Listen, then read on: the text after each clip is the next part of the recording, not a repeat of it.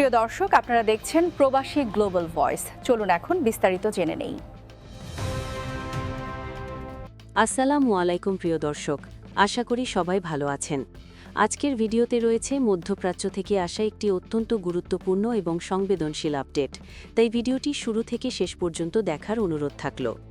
মধ্যপ্রাচ্যে চলমান উত্তেজনার প্রেক্ষাপটে ইরান এবং ইসরায়েলের মধ্যে সামরিক সংঘাত ও পাল্টাপাল্টি হামলার আশঙ্কা বাড়তে থাকায় পুরো অঞ্চলের নিরাপত্তা পরিস্থিতি অস্থিতিশীল হয়ে উঠেছে।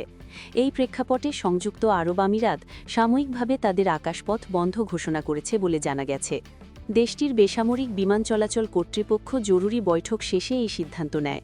সংশ্লিষ্ট সূত্রে জানা গেছে, যাত্রীদের সর্বোচ্চ নিরাপত্তা নিশ্চিত করাই এই সিদ্ধান্তের মূল কারণ।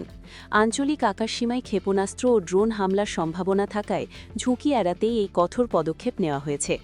বিশেষ করে দুবাই এবং আবুধাবি সহ দেশের প্রধান আন্তর্জাতিক বিমানবন্দরগুলো থেকে আগত ও বহির্গামী সব ধরনের ফ্লাইট সাময়িকভাবে স্থগিত রাখা হয়েছে। সবচেয়ে বেশি প্রভাব পড়েছে দুবাই ইন্টারন্যাশনাল এয়ারপোর্ট এবং জায়েদ ইন্টারন্যাশনাল এয়ারপোর্টে। এই দুটি বিমানবন্দর মধ্যপ্রাচ্যের অন্যতম ব্যস্ত ট্রানজিট হাব হিসেবে পরিচিত। প্রতিদিন হাজার হাজার আন্তর্জাতিক ফ্লাইট এখানে ওঠানামা করে।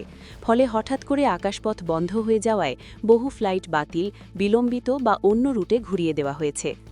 বর্তমানে হাজার হাজার প্রবাসী শ্রমিক, পর্যটক ও ব্যবসায়ী যাত্রী চরম অনিশ্চয়তার মধ্যে পড়েছেন।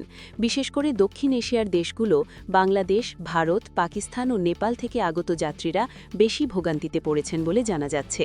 অনেকেই বিমানবন্দরে অপেক্ষা করছেন, আবার কেউ কেউ নিজ নিজ দেশের দূতাবাসের সঙ্গে যোগাযোগ করছেন। ট্রানজিট যাত্রীদের জন্য বিকল্প রুট ব্যবহারে পরামর্শ দেওয়া হয়েছে। যাদের টিকিট কনফার্ম ছিল তাদের অনেকের ভ্রমণের তারিখ পরিবর্তন করা হচ্ছে। কিছু ফ্লাইট প্রতিবেশী দেশের আকাশপথ ব্যবহার করে পরিচালনার চেষ্টা করা হচ্ছে। বিমান কর্তৃপক্ষ জানিয়েছে, আতঙ্কিত হওয়ার কোনো কারণ নেই।